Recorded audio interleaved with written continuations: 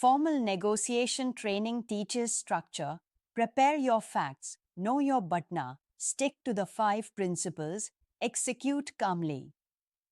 And all that's true. But every woman who's walked into a negotiation knows there's another set of rules, unspoken, unacknowledged, and absolutely powerful. Rules that shift depending on your tone, your posture, your gender, your race, your seniority. Whether you smile, whether you don't. Understanding the unwritten rules won't make you play small, it will make you strategic. You'll see the playing field clearly and then choose your moves with intention and grace. Rule 1. The double bind is real. Anticipate it, don't fear it. Women are often caught between two bad options: be assertive and get labeled difficult, be polite and get dismissed. This is called the likability penalty, and it shows up more frequently in women-led negotiations, especially in male-dominated spaces.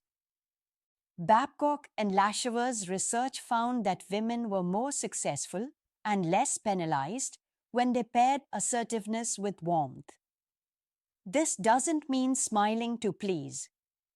It means framing your strength as collaboration. Examples: I've been thinking about ways we can reach our shared goals, and one key piece is updating my role. I want to keep delivering at my highest level, and to do that, we need to talk compensation. This keeps you in the driver's seat without triggering social defensiveness. Rule 2. Start high. Negotiation is a dance, not a destination. Many women are socialized to make reasonable requests from the outset. But negotiation is not about being reasonable. It's about anchoring. If you ask for the bare minimum of what you want, there's nowhere to go. You've already conceded your leverage. Instead, set an ambitious but grounded target. Prepare a few concessions you're willing to trade. Hold your ground during the opening round. Remember, the first offer sets the range of the conversation. If you start too low, you signal insecurity. As Barbara Stanny says, if you don't ask big, you don't get big. Rule 3. Power dynamics exist. Study them. Who are the actual decision makers? What's their history with negotiation? Do they reward directness or prefer subtlety? Is there someone who can sponsor your request behind the scenes? This is your political landscape, and ignoring it is a mistake. Ask yourself, who else might be affected by this negotiation? What's their stake? Can I align my ask with their goals? This is strategic empathy, not people-pleasing. It makes your negotiation more likely to succeed and your professional reputation stronger in the long run. Rule 4. Clarity wins over confidence. Confidence is powerful, but clarity is bulletproof. If you're worried about sounding unsure, focus on structure. Here's what I'm asking for. Here's why it matters. Here's the value I bring. Here's what success would look like.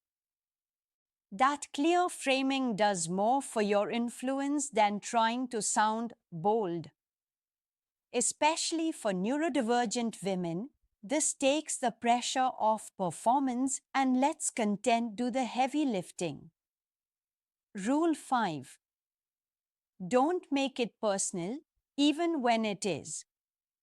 It's tempting to say, I need this raise because I'm struggling financially. But effective negotiation reframes the personal as strategic. My current role involves significant project ownership and cost savings to the company. My compensation should reflect that level of impact. Even if your ask is deeply personal, more time for your children, fewer hours due to burnout, tie it to mutual benefit. Reducing my hours to a 4-day week would allow me to stay long term, bring fresh focus to my work, and help the team plan better. As Eve Rodsky reminds us, clear is kind. Ambiguity leads to disappointment. Precision builds respect. Rule 6. There's almost always wiggle room. One of the biggest lies women are told: this is a standard offer. It can't be changed. Behind the scenes, almost every company or client has flexibility in the form of timing, delayed raises, fast-tracked promotions. In the form of scope, what you're responsible for. In the form of perks, leave, flexibility, visibility, professional development. If the salary is fixed, ask, what else can we put on the table to make this a win-win? Even asking the question signals confidence. It repositions you as someone who expects options, not ultimatums. Rule 7. Soft delivery, firm boundaries. Groover's concept of relentlessly pleasant applies perfectly here. Being soft in tone doesn't mean soft in terms. Why you can say, I'm really excited about what I bring to this role. I want to talk about aligning compensation to match that. And still calmly reply, I'm afraid that offer doesn't reflect my value. Let's revisit the num. Buzz. You do not have to raise your voice to raise your worth. Rule 8. Unwritten rules are different across identity intersections. Let's be real, Black women often get policed more harshly for assertiveness. Asian women may be stereotyped as passive or overly compliant. Neurodivergent women may be labeled intense or uncooperative simply for communicating directly or missing social nuance. Immigrant women face added assumptions about what they should accept. The answer isn't to shapeshift endlessly. The answer is to know your environment, protect your peace, and build alliances that help you advocate safely. Visibility, sponsorship, and documentation all become extra important in these contexts. Reflective journaling, making the hidden visible. 1. What's one unwritten rule you've encountered in your workplace or home life? When did you learn it? 2. How has the double bind shown up in your life?